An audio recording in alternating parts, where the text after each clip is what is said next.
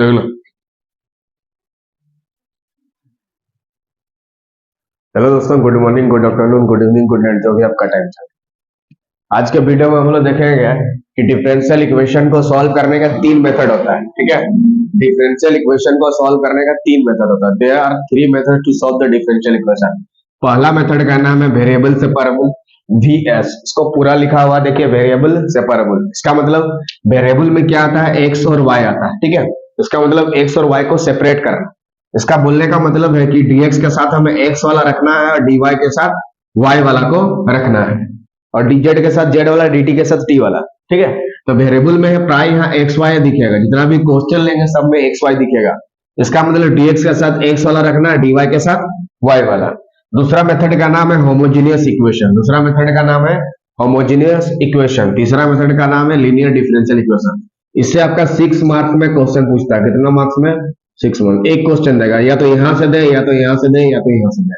उसका मर्जी, वो किधरों से भी दे सकता है।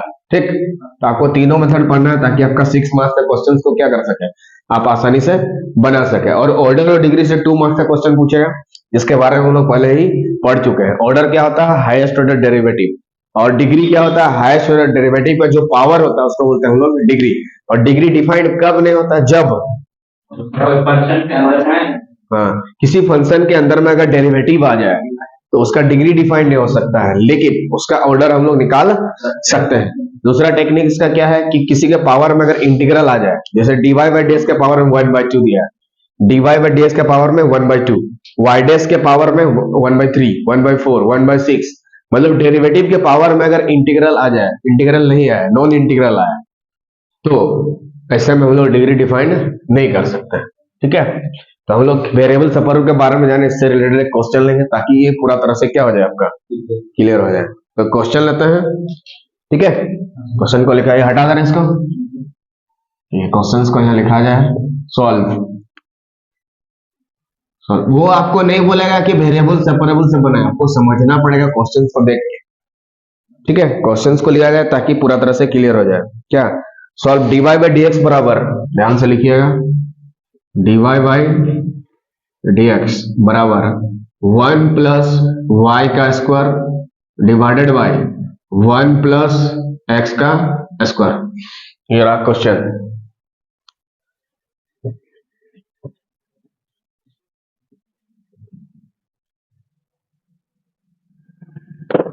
ठीक है,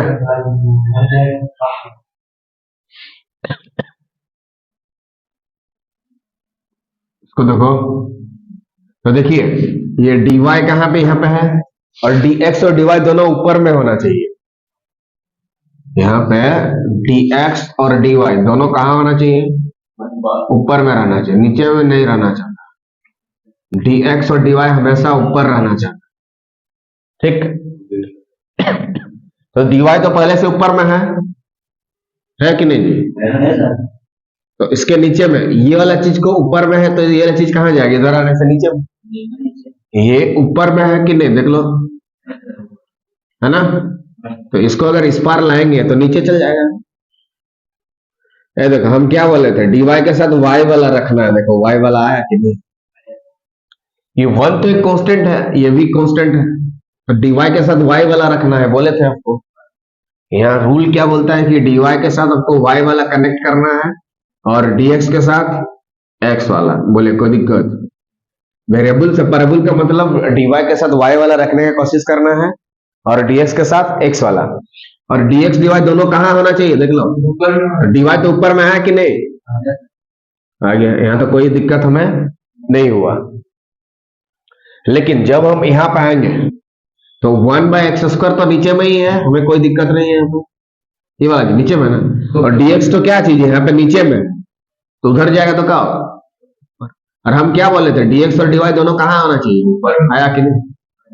और dx के साथ x वाला कनेक्ट हुआ कि नहीं? हुआ ना। तो सबसे पहला काम करना क्या है, dx के साथ x वाला रखना है, dy के साथ y वाला। ठीक है, पहला काम क्या करना है, dy के साथ y वाला और dx के साथ x वाला रखना है, dy के साथ y वाला और dx के साथ x वाला रखना है। ठीक है, dx के साथ हमें x वाला रखना है, dy के साथ y वाला रखना है। तक लिख लो।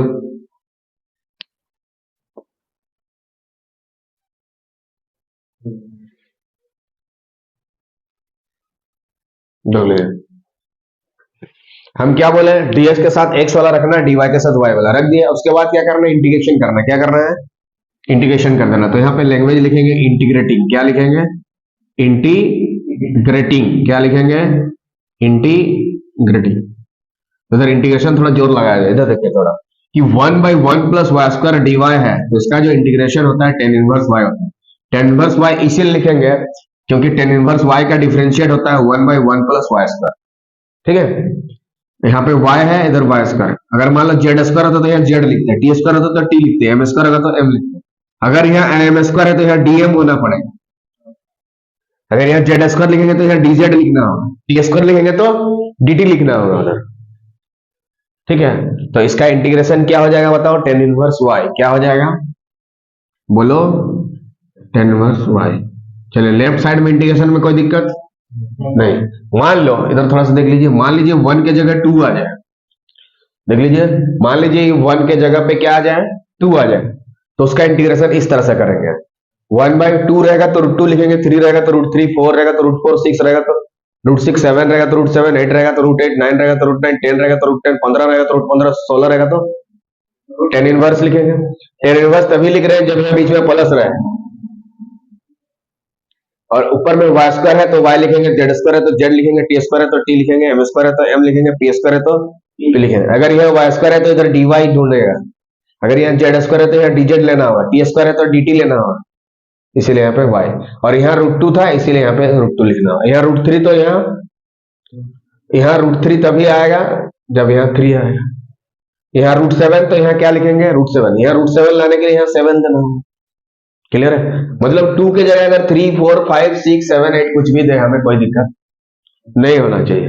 आगे बढ़ेंगे, उधर बोलो क्या होगा, टेन इनवर्स एक्स लिखेंगे ना, एक्स में कनेक्टेड एक्स लिखेंगे। इंटीग्रेशन निकालने के बाद एक कांस्टेंट देते हैं जिसको बोलते हैं हम लोग इंटीग्रेशन कांस्टेंट। इंटीग्रेशन निकालने के बाद एक कांस्टेंट देते हैं जिसको बोलते हैं हम लोग इंटीग्रेशन कांस्टेंट।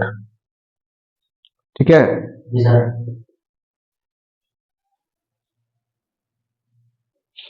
इसको क्या पढ़ेंगे, टेंजेंट इनवर्स वाई, इसे भी पढ़ सकते हैं। इसको क्या पढ़ेंगे हम लोग, टेंजेंट इनवर्स वाई। क्या पढ़ेंगे, tangent inverse Y.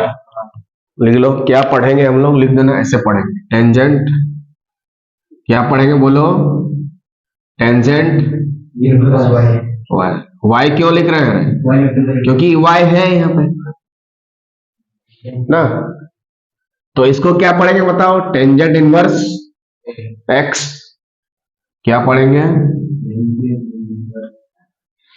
Tangent universe नहीं रहे, इनवर्स। क्या क्या कर रहा है, टेंजेंट इनवर्स एक्स। इसको क्या पढ़ेंगे, टेंजेंट इनवर्स वाई। इसको क्या पढ़ेंगे, टेंजेंट इनवर्स एक्स। तो यही हो गया हमारा रिक्वायर्ड सॉल्यूशन। यही होगा क्वेश्चन का क्या सॉल्यूशन, यही हो गया हमारा क्या रिक्वायर्ड सॉल्यूशन। यही हो हमारा क्या रिक्वायर्ड सॉल्यूशन, यही हमारा क्या रिक्वायर्ड सॉल्यूशन। ठीक है,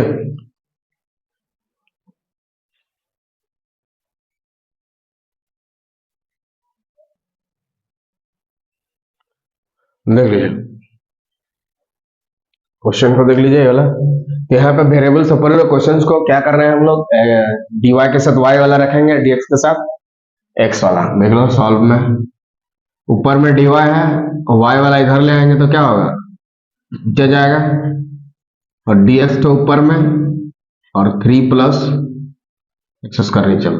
देखो dx के साथ x वाला, dy के साथ y वाला। अब इंटीग्रेशन कर देंगे, क्या डी के साथ y वाला आ गया, ds के साथ x वाला। अब इंटीग्रेशन कर देंगे।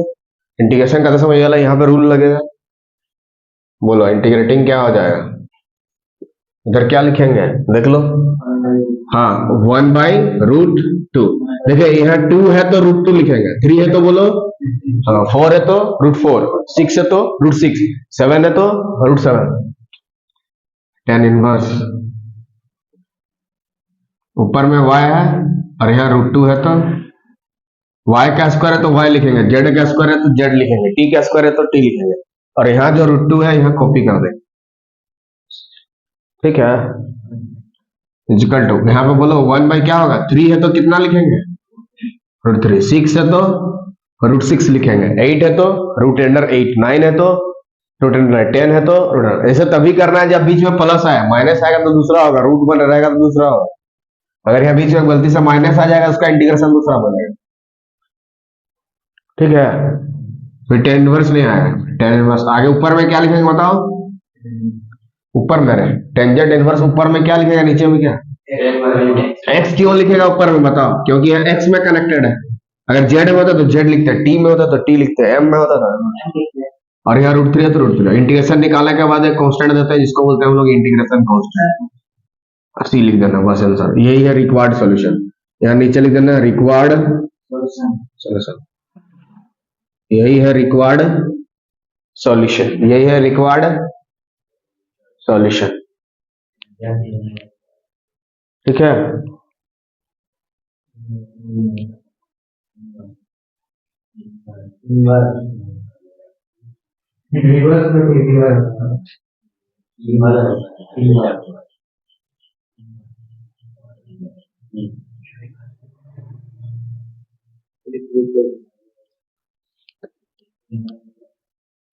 ठीक है। तो इसके नेक्स्ट वीडियो में क्या करेंगे, इसका और कुछ क्वेश्चन लेंगे, तो वीडियो सब बने रहिए। जय हिंद, जय भारत।